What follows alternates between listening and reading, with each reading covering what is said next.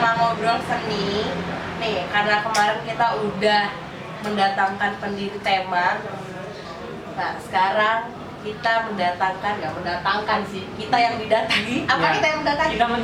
Kita mendatangi sutradara plus pelatih tema, Bang Ucok. Selamat datang. Gimana Dan? Gimana Bang, perkenalin diri dulu Bang ke pendengar kita, penonton kita. Ya, halo, nama gua aslinya Muhammad Junaidi. Biasa kalau di panggung itu disebut Ucok Budi, pakai G ya. Ucok Budi. Ya. Udah gitu aja. Iya. Mau diingetin ya, kalau misalkan podcast ini sebelum kita nge-record ini kita udah ngejalanin prokes, kita semua udah divaksin. Di sini nggak terlalu banyak orang, jadi memang benar-benar steril dan insya Allah kita semua sehat. Amin. Oke Bang, selain menjadi pelatih dan sutradara tema, kesibukan apa nih Bang Ucok yang Bang Ucok lakukan? Waduh, apa ya? Jadi kepala sekolah sih sebenarnya. Garis bawah ya, kepala sekolah. Kepala sekolah SMP. SMK Citra Negara.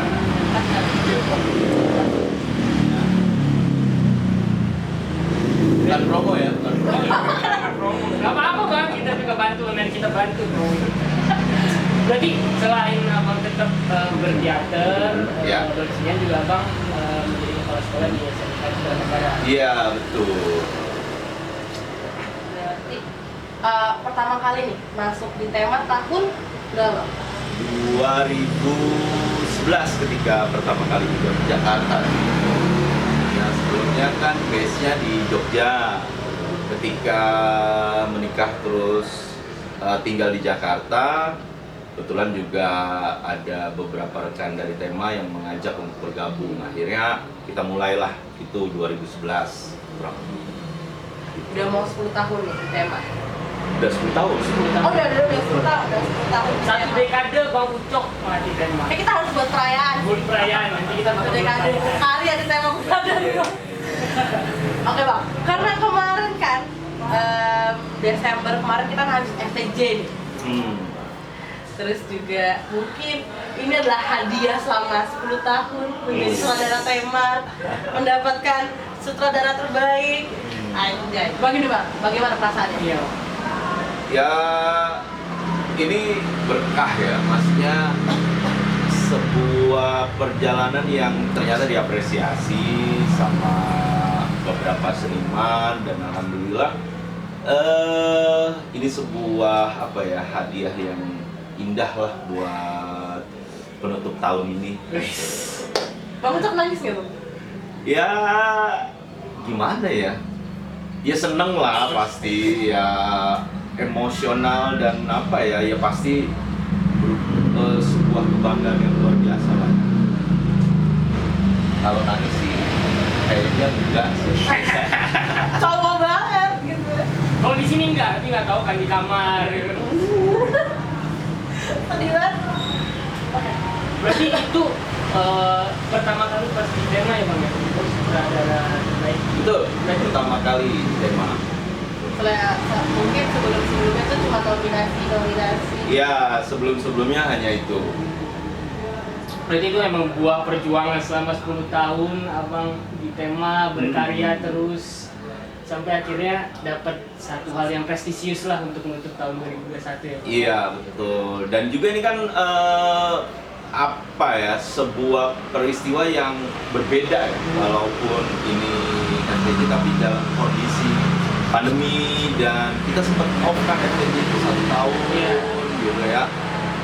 Grup-grup juga merasakan apa ya, euforia yang sangat luar biasa menyambut FTJ 2021 dan alhamdulillahnya ya kita berhasil gitu. Berarti udah ngelepas rindu 1 tahun nggak main ke panggung, menggarap sesuatu, sekali yang menggarap. Alhamdulillah. Terbaik Jakarta. Terbaik Jakarta.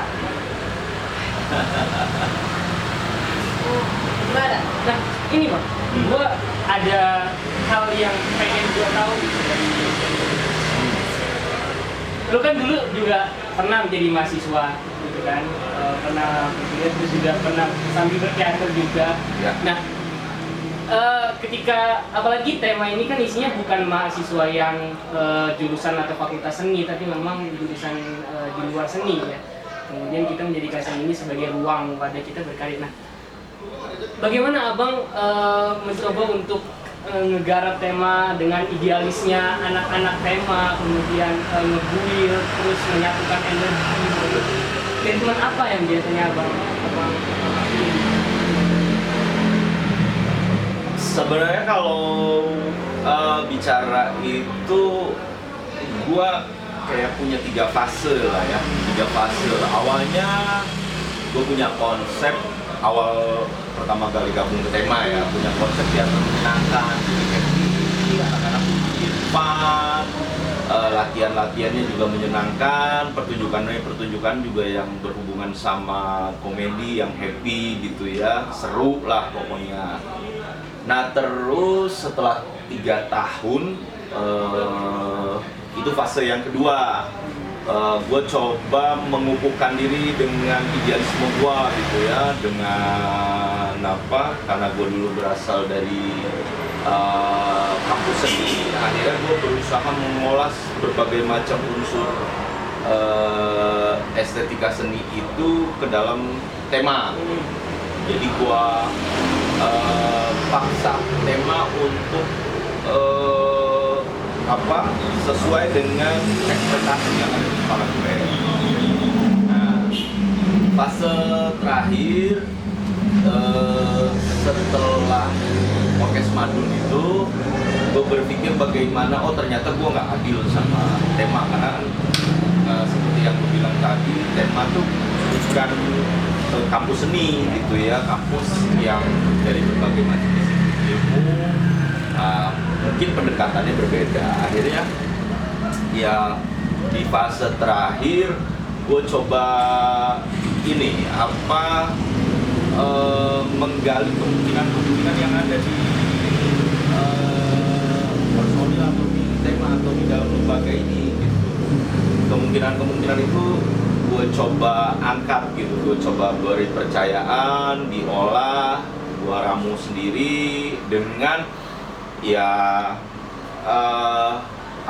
dengan kemampuan dan ya skill teman-teman yang perlahan-lahan kita asah terus di latihan-latihan dasar. Nah mungkin fasenya itu. Nah di fase yang ini yang memang terdapat berbagai macam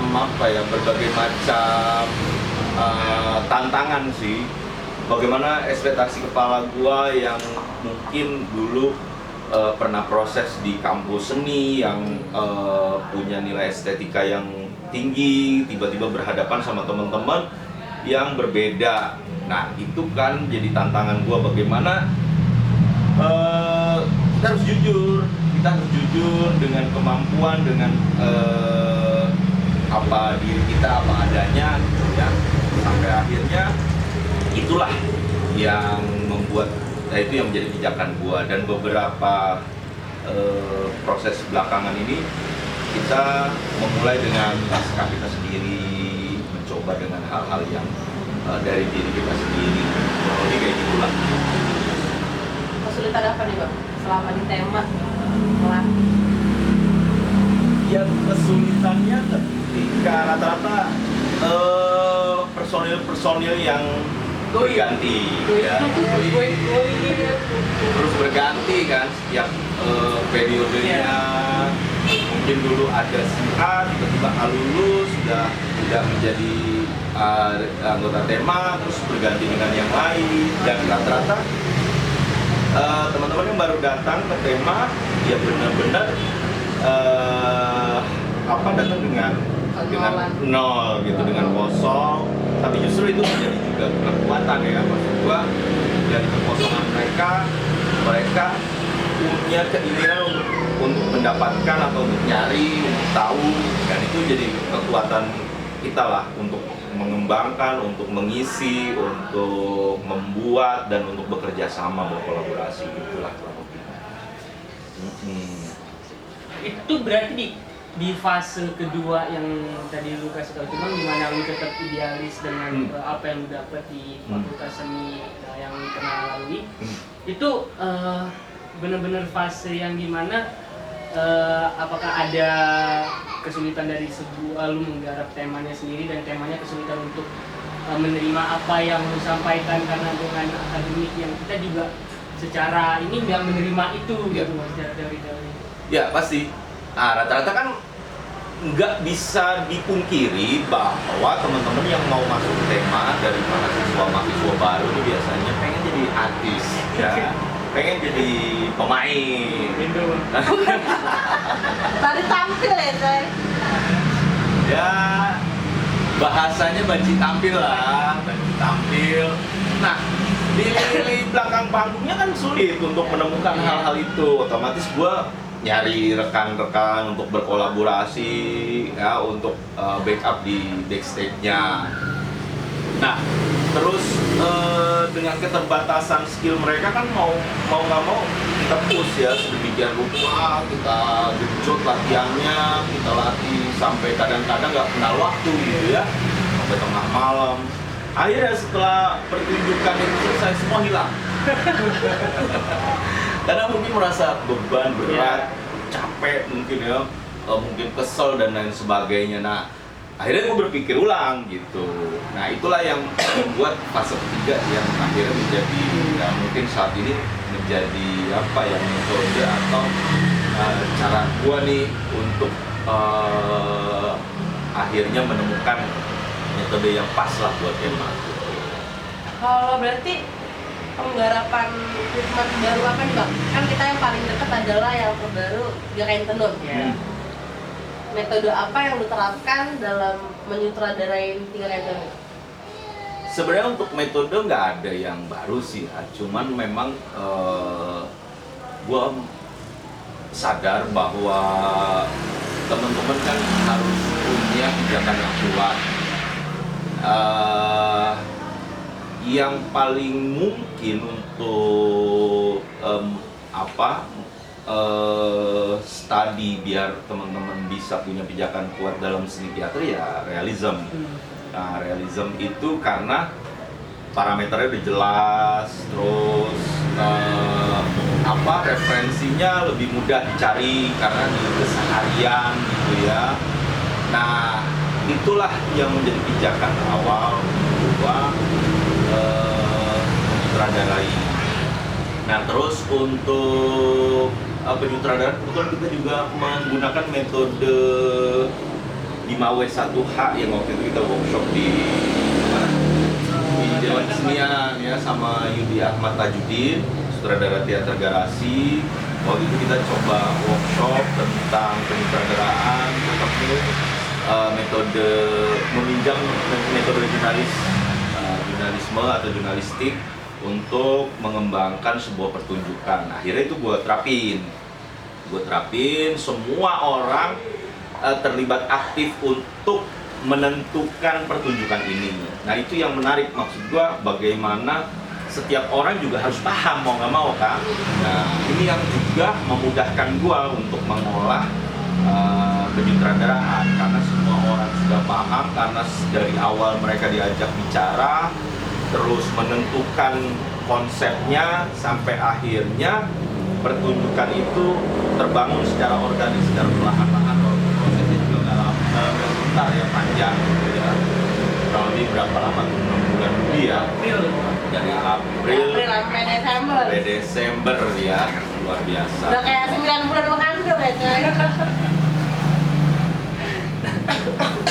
Nih Pak,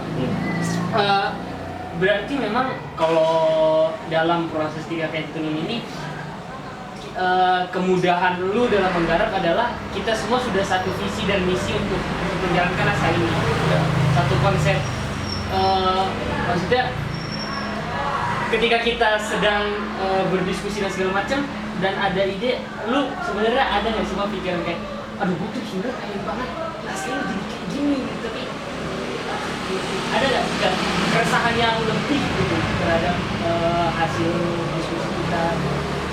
Ya kan dari pertamanya justru surat pada gubernur kita dekatkan dengan budaya Sumba sampai akhirnya berubah jadi surat sileba sampai akhirnya 3 kain tenun.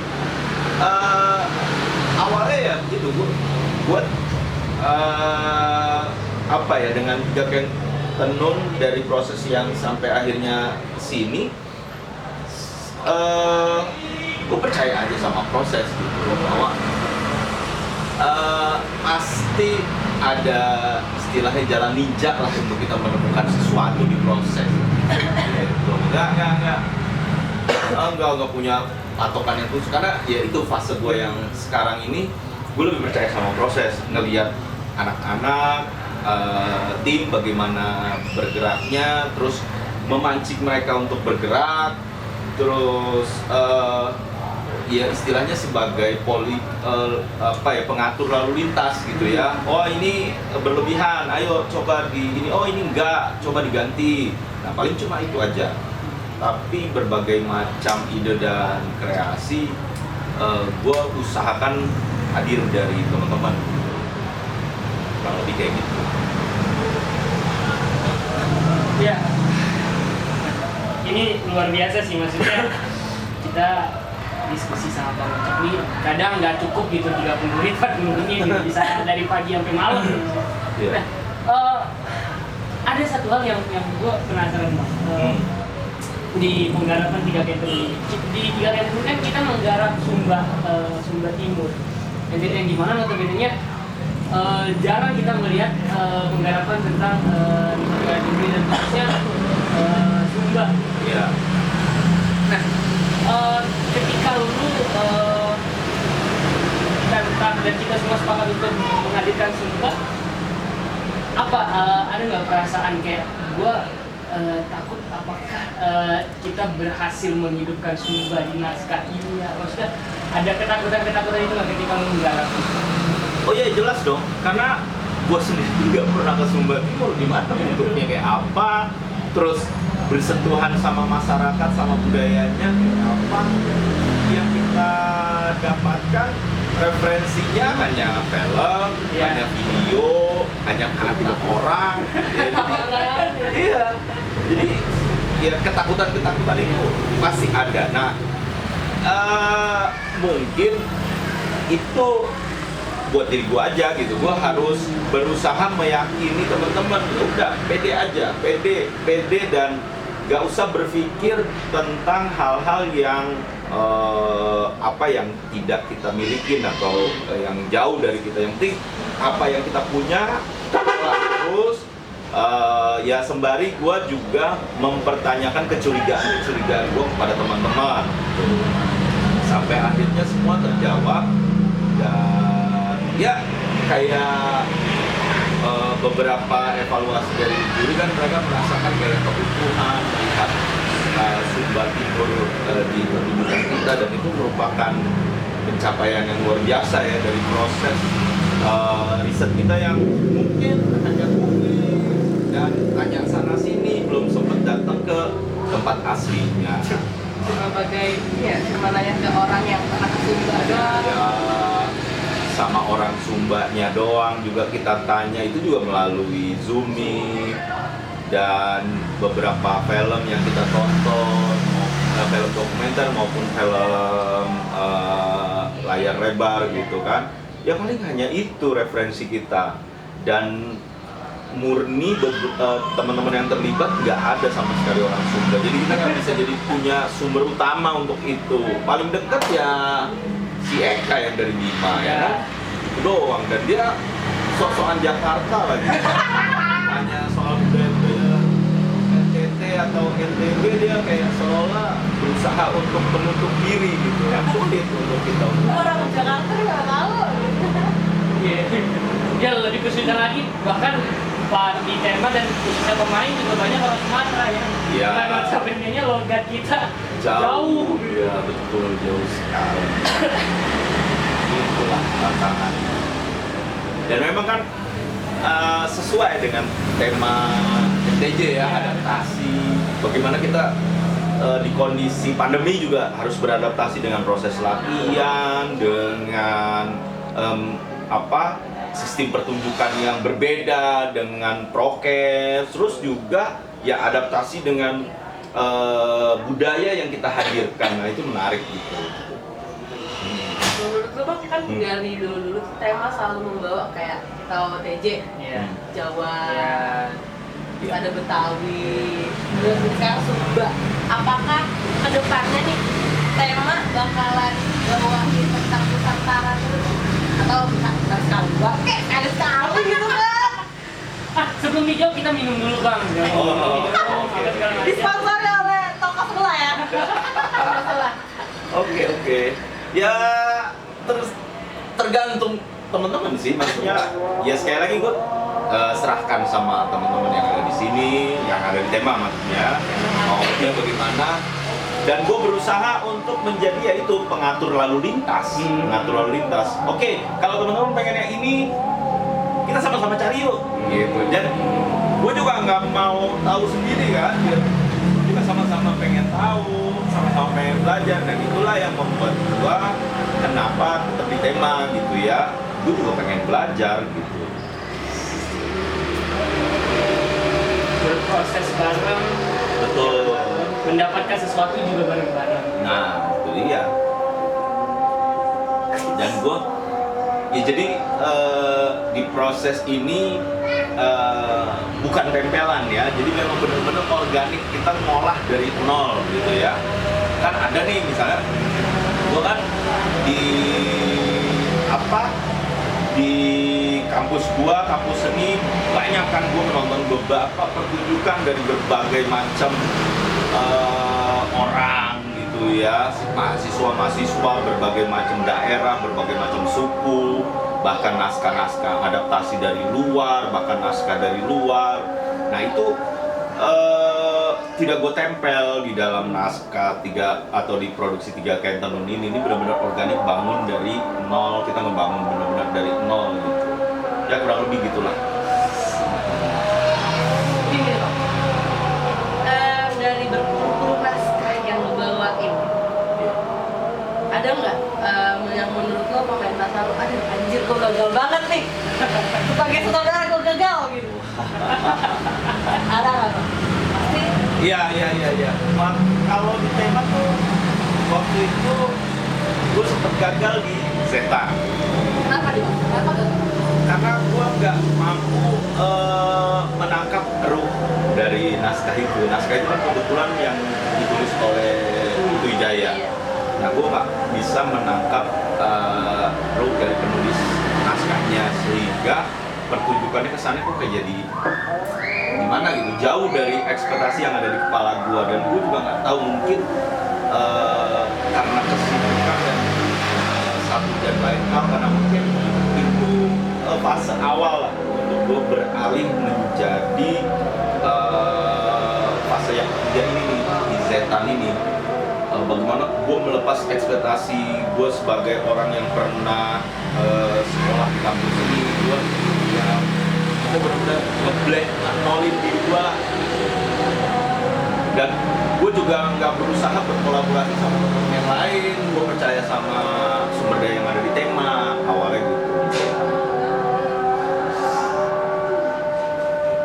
Nah, ini kita sama-sama tahu ya, maksudnya sama-sama tahu kalau latar belakang lu ini dulu kan juga aktor, aktor di atas panggung ya. Banyaklah penghargaan aktor yang lu udah diakui kan. Bermain atas panggung, ya kan. Madu Kertarkeni sampai masuk nominasi juga dengan latihan yang tidak terlalu lama, itu luar biasa. Nah, sekarang lu menjadi sutradara, dan kalau misalkan sekarang disuruh milih, lu pengen nggak sih main lagi sebagai aktor atau udah jadi sutradara deh? Lu menggarap aja deh. Ya kalau main sebenarnya akhirnya sekarang gue menganggap bahwa itu adalah sebuah tamasya yang sangat luar biasa. Tapi jangan jadi sutradara juga. Jangan aku milih Bang. maksudnya gitu, ketika gue bermain, ya udah gue main aja, nggak usah jadi sutradara, dan itu jadi tamasya yang luar biasa.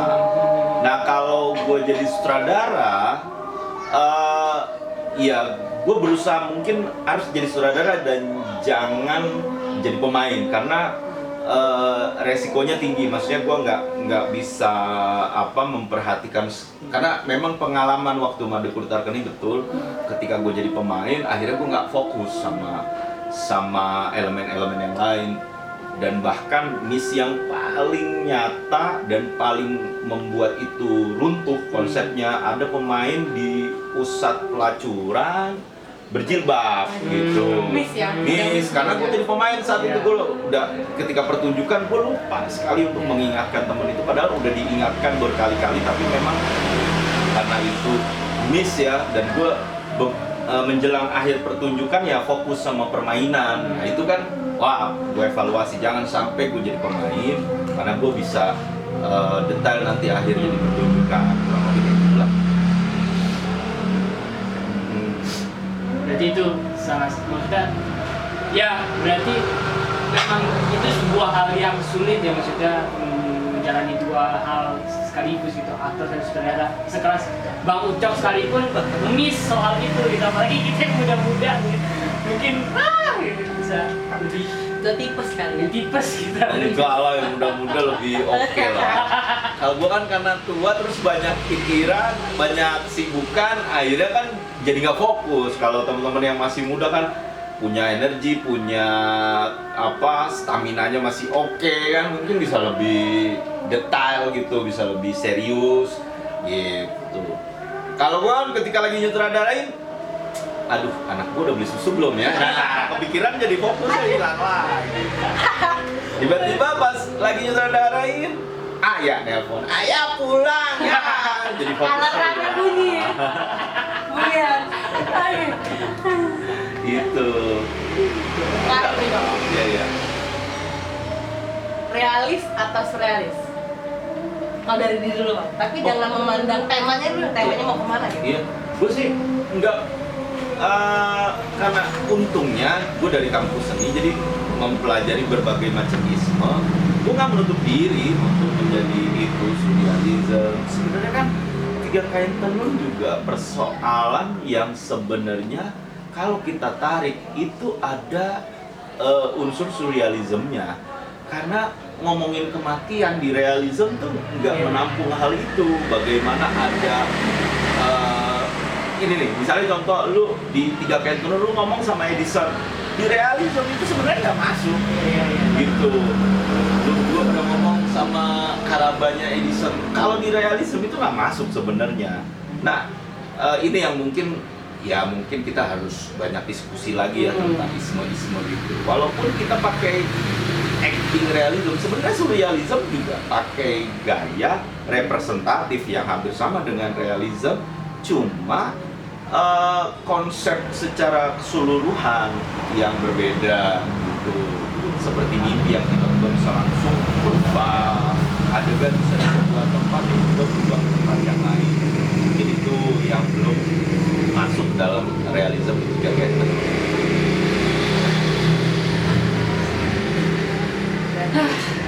Bisa ya, semuanya bisa aja. Bisa lah, semuanya bisa. Ya tergantung teman-teman mau kemana nih, ya kan? Gue kan sekali lagi cuma jadi pengatur lalu lintas saja. Gitu.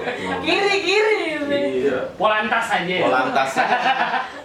Hati-hati nanti kena ini, ya kan? Kemarin juga kan kita hampir terjebak beberapa sebelum pentas, akhirnya kita putusin untuk meng-cut beberapa adegan itu, karena kan pemikiran batasan-batasan itu yang juga harus kita pahami gitu ya, supaya nggak mengacaukan konsep pertunjukan, kurang lebih kayak gitu lah. Luar biasa banget nih ngobrol sama lu Bang. Biasa di luar ya. Biasa kita ngobrolnya nggak kayak gini nih. Biasa kita ngobrol nggak kayak gini. Kopi hitam, dorong. Saya kira tema. Sekarang kita berkunjung ke rumah Bang Ucok langsung. Ya, karena lorongnya dikunci ya. Curhat ya Bu. Curhat. Nih, gue mau nanya satu satu lagi terakhir, karena Bang Ucok memiliki dua seorang anak, ayah, Dua orang. dua orang, Iya. tapi kok ngomong Seorang. Orang, seorang.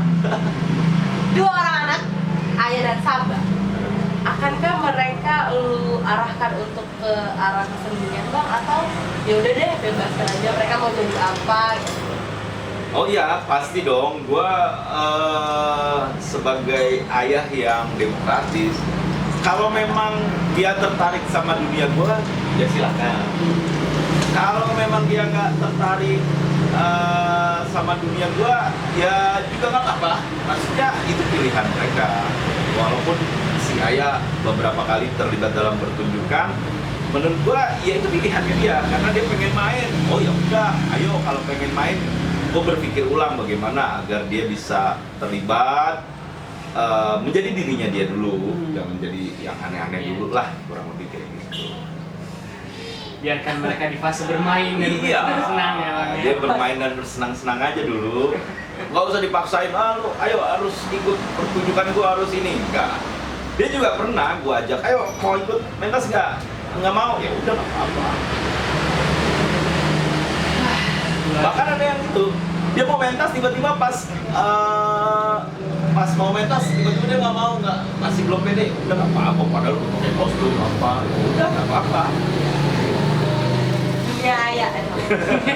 Dunia anak-anak seru ya, seru. Gak kayak kita kompleks. Gak mau tampil lah. Anjir lo ya. Tapi udah mau pentas. Iya. Udah, Bang, ini thank you banget Bang karena kita terbatas dengan durasi dan sebenarnya ya tadi gue bilang ya, kita sebenarnya kalau ngobrol sama Bang Ucok tuh sebenarnya kalau startnya habis zuhur mungkin selesainya bisa jam 4 pagi. Iya.